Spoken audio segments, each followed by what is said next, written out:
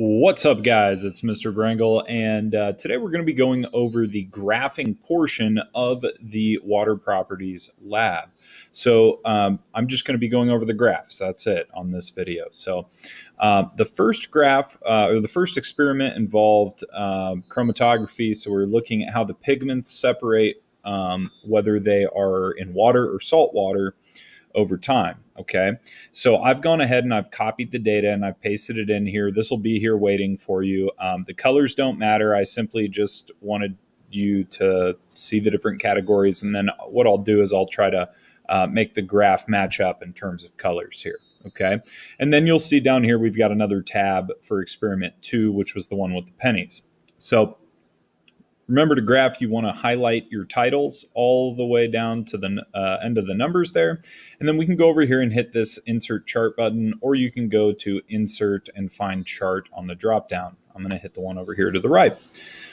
So right here, we haven't practiced making any graphs that have two columns here. We just did this right here, like the first two columns instead of 3 columns. So what this does is it puts 2 lines on your graph. And that would be the first thing, is deciding, should this be a line graph? Should it be a bar chart? Should it be a pie chart? Because we're looking at the distance that the pigments traveled over a period of time, we're looking at how the time affects the distance that it travels. So we want to use a line chart for this to evaluate how things are moving along over a period of time. Now, we need to make sure that we get everything right in terms of our title, our axes labels, and so on and so forth. So let's start with the axes here. Okay, so time is down here at the bottom in seconds. That's great. However, you'll notice that we have no y-axis on this. Okay, there's no y-axis. Label, that is, and that's a problem. So if you just double click on the time down here, we can go over to vertical axis, and then you can type it in right here, and this is going to be distance traveled, and that is going to be in centimeters. Okay, so we'll put that in, and now you can see that it populates on the y-axis there. Now let's fix our title. In most situations, I would have you do the y-axis, whatever's on that, so distance versus time. We need to be a little more specific with this because we have a couple different things that we're looking at here. So the title that I'm good with is distance traveled by pigment in water versus salt water.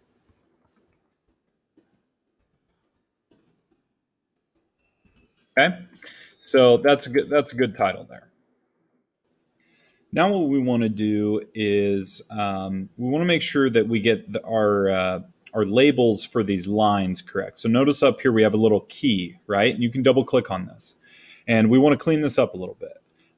So I'm just going to put, for the blue one, it's the pigment that's in regular water. So I'm just going to put pigment in water. Okay. And then I'm going to double click on the red one, and I'm going to do pigment in salt water. Okay. So that cleans things up a little bit, makes it look a little bit nicer. So now when we're looking at this graph, we can clearly see that the blue line is for the pigment that was just in water, and the red line is the one that was in salt water, and we can see how that changed as the time went along there.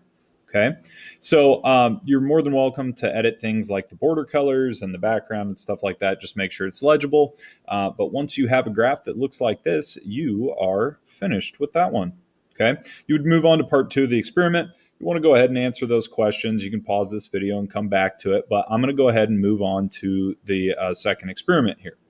Okay, so once again, I already have, I put some numbers here. It doesn't, whatever you get for these numbers, just put them in, your averages. And then we're going to highlight all of this, and we are going to graph it.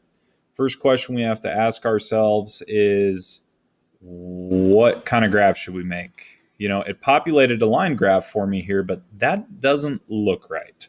So because we have 2 categories here, we've got water and we've got soapy water, and we just have, we're looking at a numerical value for each category. This one's good for a bar chart. Okay, so we'll make a bar chart here, and you can see that I'll leave the labels here as water on penny and soapy water, but it creates a nice chart that shows us the difference, right? So let's go through our steps here. Let's look at our axes. So we have type of solution on the x-axis, water or soapy water. We've got average number of drops on the y-axis, this is what the bar is telling us, how many drops for each category. And then our title is actually already formatted the way I want it, which is the y-axis versus the x-axis. So average number of drops versus type of solution.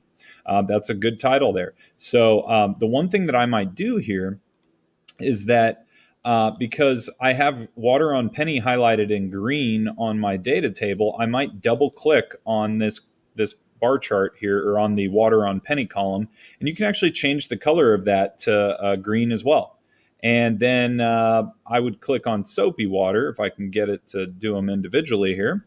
And that one I have highlighted in orange. So I'll put that one in orange there. They're kind of pastel colors over here, and I made them bright on the graph, but you guys understand what I'm saying. So these would be your two graphs right here. You'll want to go ahead and save this entire Google Sheet as a PDF. And you can save both pages as a PDF. Just make sure you save the whole workbook instead of an individual page. And that will be it for the graphing. You'll also want to make sure that you finish the worksheet and answer all the questions on there. If you have any questions, let me know.